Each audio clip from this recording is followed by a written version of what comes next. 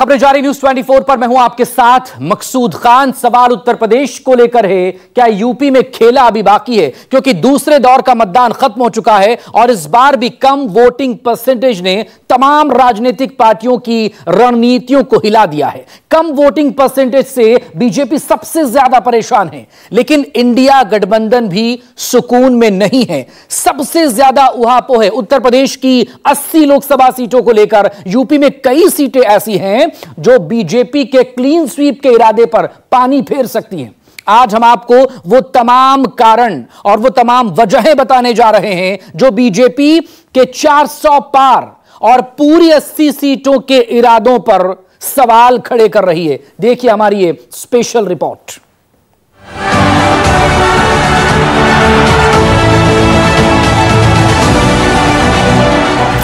देश ने घोषणा कर दी है, अब की बार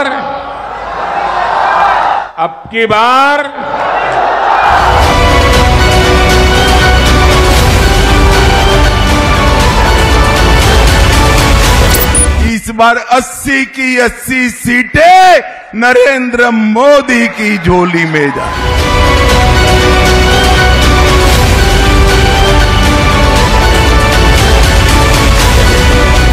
एक पे तो लड़ाई है, बाकी 79 सीटें बीजेपी हार रही है। कुछ ना कुछ आपको रायबरेली और अमेठी में सरप्राइज मिलेगा। देश की सियासत में कहावत है कि दिल्ली की सत्ता का रास्ता यूपी के गलियारे से होकर तय होता है। देश की 80 लोकसभा सीट वाले सबसे बड़े सूबे यूपी में 2024 लोकसभा चुनाव का घमासान भी पूरे जोरों पर है। भारतीय जनता पार्टी उत्तर प्रदेश की 80 की 80 सीटें जीतने का दम भर रही, तो वहीं इंडिया गठबंधन की तरफ से अखिलेश यादव पीडीए फॉर्मूले के साथ यूपी फतेह का भरोसा जता रहे। वहीं विपक्षी गठबंधन से अलग मायावती और असदुद्दीन ओवैसी ने यूपी की राजनीति में लोकसभा चुनाव को लेकर सस्पेंस बढ़ा दिया। यूपी की 80 लोकसभा सीटों में से 62 सीटों पर बीजेपी का कब्जा है। 2024 के लिए मोदी के अब की बार 400 पार के नारे को सार्थक करने के लिए यूपी की 80 सीटें सबसे ज्यादा महत्वपूर्ण हैं। उत्तर भारत में सीटों के सैचुरेशन पॉइंट पर पहुंच चुकी बीजेपी इस बार यूपी की सभी 80 सीटें जीतने का दावा कर रही। देश ने नतीजों का ऐलान कर दिया है। देश ने घोषणा कर दी है, अब की बार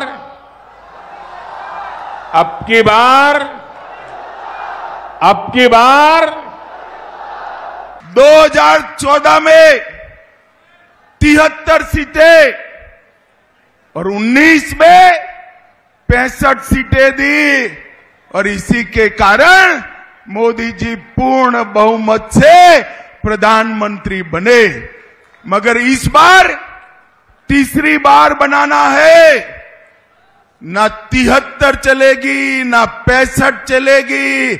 इस बार 80 की 80 सीटें नरेंद्र मोदी की झोली में जाएंगी। 2019 में भारतीय जनता पार्टी ने प्रदेश में जब अकेले भारतीय जनता पार्टी लड़ रही थी और सभी राजनीतिक दल एकजुट होकर के मोदी जी के खिलाफ लड़ रहे थे, तब हम लोगों ने 80 में से 64 सीट जीती थी।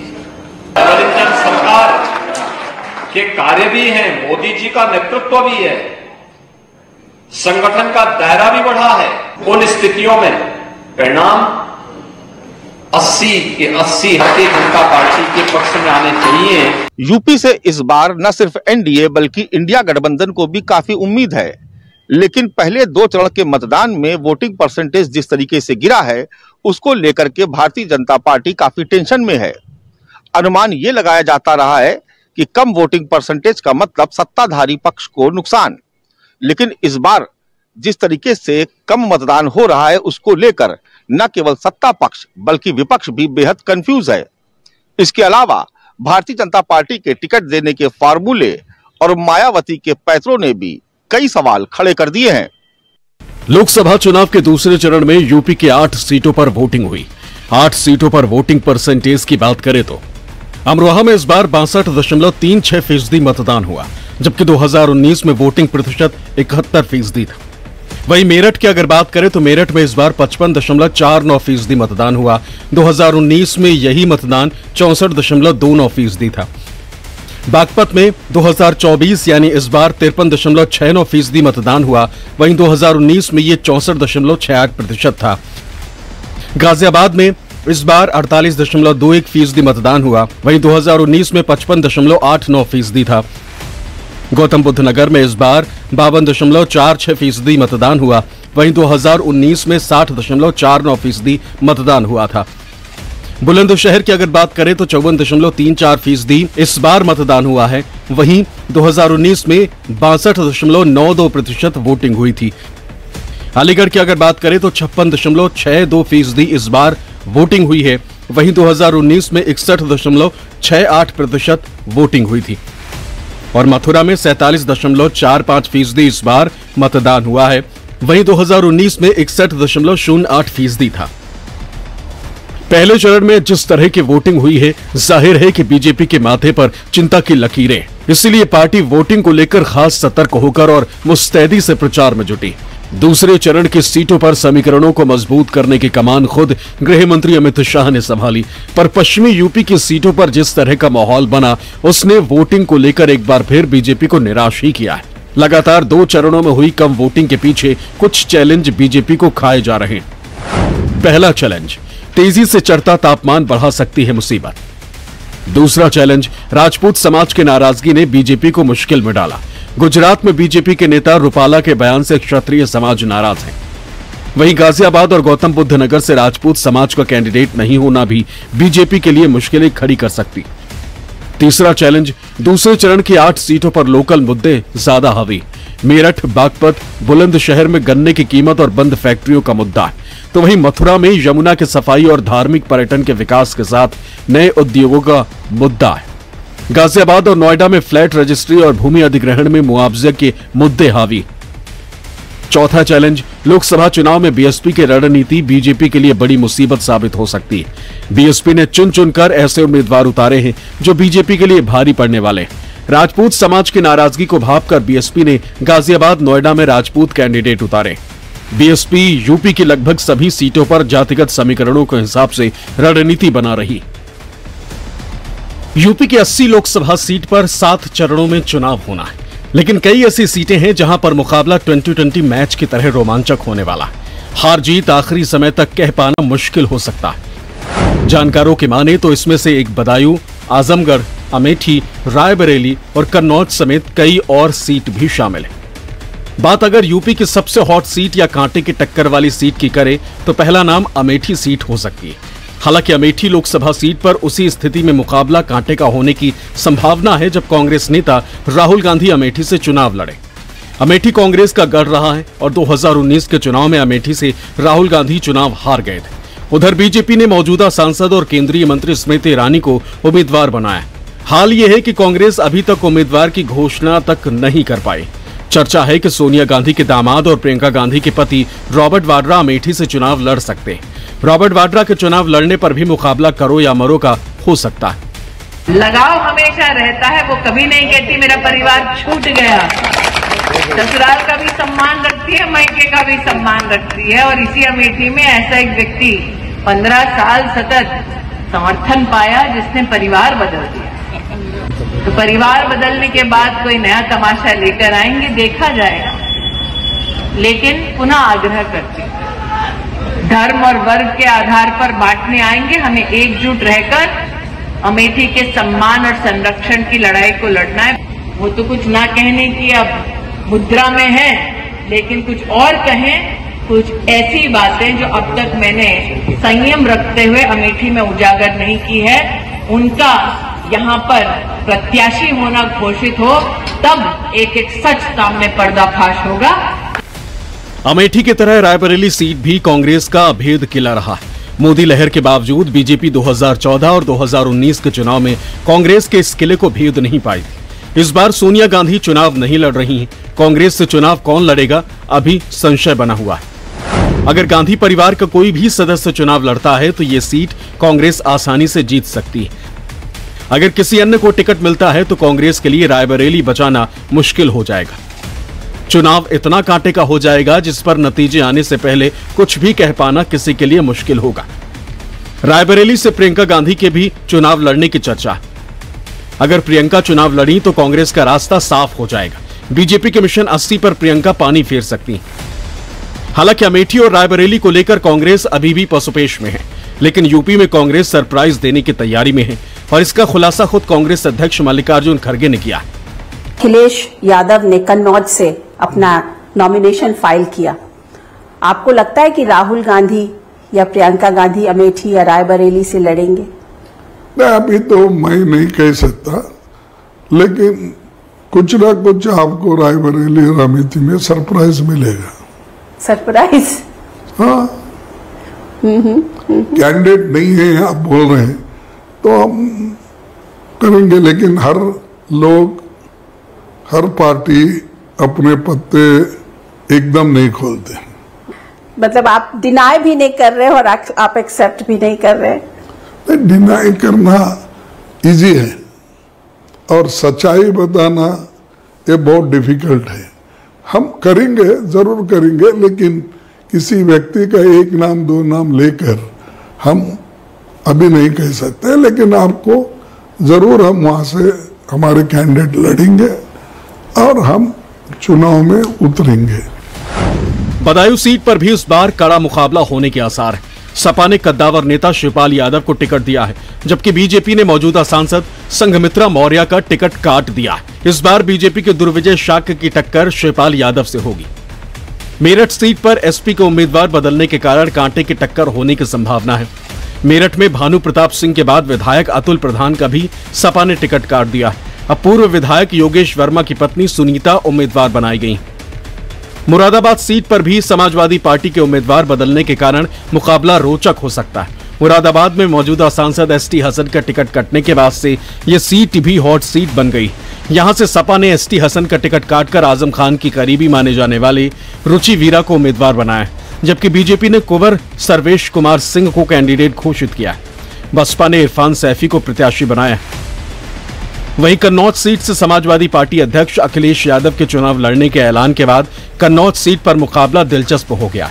साल 1999 से 2019 तक कन्नौज सीट पर मुलायम परिवार का ही कब्जा रहा, लेकिन भारतीय जनता पार्टी ने पिछले 5 सालों में समाजवादी पार्टी के इस गढ़ में जबरदस्त सेंधमारी की। कन्नौज लोकसभा सीट के दायरे में आने वाली 5 विधानसभाओं में से 4 पर बीजेपी का कब्जा है, लेकिन कन्नौज से अखिलेश यादव ने दावेदारी पेश करके बीजेपी को सीधा चैलेंज दिया। पत्रकार भाइयों, न वो बॉल फेंक पाएंगे न बैट घुमा पाएंगे। अगर पहली बॉल पे छक्का न मारा तो हम समाजवादी लोग नहीं हैं, और 6 की 6 बॉलों पे छक्का मारेंगे। सब आएंगे। अब तो महफिल यूपी में ही सही नहीं। धार्मिक नगरी अयोध्या से सटे गोंडा संसदीय क्षेत्र में इस बार कांटे का मुकाबला देखने को मिल रहा है। लोकसभा चुनाव में इस सीट की खूब चर्चा हो रही है। बीजेपी ने एक बार फिर गोंडा के ही सांसद कीर्तिवर्धन सिंह को चुनावी मैदान में उतारा, जबकि समाजवादी पार्टी ने कुर्मी बिरादरी के बड़े नेता पूर्व केंद्रीय मंत्री बेनी प्रसाद वर्मा के परिवार से श्रेया वर्मा को टिकट देकर सियासी समीकरण बिगाड़ दिया। अयोध्या के करीब होने के कारण गोंडा का संबंध पुरातन काल से बताया जाता है। माना जाता है कि ये कौशल राजा की गौचर धरती थी। सरयू की गोद में बसी गोंडा सीट पर राजघराने का दबदबा नजर आता है। सालों से मनकापुर राजघराने का वर्चस्व रहा है। पहले यहां मनकापुर राजघराने के कुंवर आनंद सिंह 4 बार सांसद रहे, जबकि आनंद सिंह के बेटे कीर्तिवर्धन सिंह 4 बार सांसद रह चुके और 5वीं बार बीजेपी के टिकट पर मैदान में उतरे। इस बार कीर्तिवर्धन सिंह के पास जीत के हैट्रिक का मौका है। गोंडा लोकसभा सीट से वर्तमान भारतीय जनता पार्टी के सांसद कीर्तिवर्धन सिंह उर्फ राजा भैया को एक बार फिर से तीसरी बार अपना उम्मीदवार बनाया है। कीर्तिवर्धन सिंह उर्फ राजा भैया वर्तमान समय में भारतीय जनता पार्टी से गोंडा लोकसभा सीट से बीजेपी सांसद हैं। इनको भी राजनीति विरासत में मिली। आगे आने वाले दिनों में जिस तरह आपने हम लोगों की परवरिश की है, हम लोगों के लिए विकास की चिंता की है, हमारे इस परिवार के समस्याओं पर ध्यान दिया है, आपका ये परिवार कदम कदम पर उत्तर प्रदेश को उत्तम प्रदेश बनाने का जो आपका फैसला है, उसमें हर कदम पर हम लोग आपके साथ रहेंगे और आगे आने वाले चुनाव में पूरे देश में 400 से ज्यादा सीट हम लोग अपनी मेहनत से लाकर केंद्र में फिर से भारतीय जनता पार्टी की मजबूत सरकार बनाने का वादा करते हैं। तो वहीं गोंडा लोकसभा सीट जीतने के जुगाड़ में समाजवादी पार्टी ने नए चेहरे को गोंडा में उतार दिया है। समाजवादी पार्टी ने युवा चेहरा श्रेया वर्मा को गोंडा लोकसभा से प्रत्याशी बनाया है। श्रेया वर्मा समाजवादी पार्टी के कद्दावर नेता स्वर्गीय बेनी प्रसाद वर्मा की पोती हैं और सपा सरकार में कैबिनेट मंत्री रहे राकेश वर्मा की बेटी। श्रेया वर्मा बेनी प्रसाद वर्मा की तीसरी पीढ़ी। वो समाजवादी पार्टी में महिला कार्यकारिणी में राष्ट्रीय उपाध्यक्ष भी हैं। क्या मुद्दे हैं इस बार गोंडा लोकसभा चुनाव में, क्योंकि आप पहला चुनाव लड़ रही हैं लोकसभा का यहाँ से, तो क्या कह रहे हैं लोग, क्या मुद्दे हैं यहाँ पर? यहाँ पर स्थानीय मुद्दे बहुत हैं। हम देख रहे हैं कि यहाँ की रोड, जो गड्ढा मुक्त रोडों का ऐलान करा जाता है, रोड बहुत ख़राब है और यहाँ पर बेरोज़गारी बहुत है। हम हर जिस भी गांव में जा रहे हैं, बच्चे पढ़े लिखे बैठे हैं, वो लोग कह रहे हैं दीदी हम लोगों ने यूपीपी वगैरह के पेपर दिए थे, पर अब हम लोग देखिए घर में पढ़े लिखे घर में बैठे हुए हैं। और महिलाएँ बहुत परेशान हैं और महंगाई तो आप समझ ही रहे हैं कितनी बढ़ चुकी है। महिलाओं के लिए अपना घर चलाना कितना मुश्किल हो चुका है। और स्थानीय मुद्दों की अगर बात करें तो गन्ना किसान यहाँ बहुत परेशान है। जैसे बजाज मिल है यहाँ पर 1.5 साल से किसानों को उनका भुगतान नहीं मिला है। ITI यहाँ पर बना हुआ है मनकापुर में और 3 महीने से ज़्यादा से उनको सैलरी नहीं मिल पाई है। और कर्मचारी जहाँ हज़ारों की तादाद में होते थे 300 कुछ रह गए हैं। तो लोकल इश्यूज बहुत हैं और बेरोजगारी महंगाई तो है ही सबसे बड़ा इशू। बच्चे हमारे युवा बेरोजगार घूम रहे हैं यहाँ। संसदीय सीट गोंडा एक तरफ पूरी तरह से चुनावी मोड में आ चुकी, वहीं जिले की कैसरगंज संसदीय सीट पर सन्नाटा पसरा है। कानूनी फेर में फंसे बीजेपी सांसद बृजभूषण शरण सिंह की वजह से पार्टी कैसरगंज सीट को लेकर दुविधा में है, लेकिन बृजभूषण ऐलान कर रहे हैं कि सब कुछ ठीक है और वो चुनाव लड़ने की तैयारी शुरू कर चुके हैं। सर, टिकट का कोई इशारा मिला है सर पार्टी की तरफ से? चुनाव आने ही वाले हैं आपके क्षेत्र में, तो क्या रहेगा सर? इस तरह की बातें चली कि आपके परिवार वही है वही जो राम रच रहा था। कहाँ परेशान हो आप लोग? वही है वही जो राम रच रहा था। एक बात साफ है कि अगर बृजभूषण सिंह की टिकट कटती है तो गोंडा से अयोध्या तक बीजेपी को परेशानी का सामना करना पड़ सकता है। इस क्षेत्र में उनकी काफी मजबूत पकड़ है, इसलिए टिकट कटने से भाजपा को नुकसान हो सकता है, जिसकी सबसे बड़ी वजह है कि 6 बार के सांसद की यूपी में ठाकुर बिरादरी में अच्छी पैठ और अन्य पिछड़ा वर्ग यानी OBC में भी वो अच्छी पकड़ रखते हैं। पूर्वांचल के साथ साथ पूरे प्रदेश में इसका असर देखने को मिल सकता है। 57 साल के बृजभूषण सिंह का अवध क्षेत्र में वर्चस्व का अंदाजा इसी बात से लगाया जा सकता है कि वो गोंडा, बलरामपुर और कैसरगंज से 6 बार सांसद चुने गए। वो राम मंदिर आंदोलन से राजनीति में आए। उनका बेटा प्रतीक भूषण सिंह गोंडा सदर से विधायक है। उनकी पत्नी भी गोंडा सीट से सांसद रह चुकी। बृजभूषण 2009 में भाजपा से बगावत भी कर चुके हैं। तब उन्होंने समाजवादी पार्टी से हाथ मिला लिया था और सपा में रहते हुए वो पहली बार रेसलिंग फेडरेशन ऑफ इंडिया के अध्यक्ष बने थे। कहा जाता है कि उत्तर प्रदेश के पूर्व मुख्यमंत्री मुलायम सिंह यादव ने इसमें अहम भूमिका निभाई थी। क्या यही वजह है कि रेसलर्स को लेकर विवाद के दौरान सपा अध्यक्ष अखिलेश यादव ने एक बार भी भाजपा सांसद बृजभूषण के खिलाफ बयान नहीं दिया?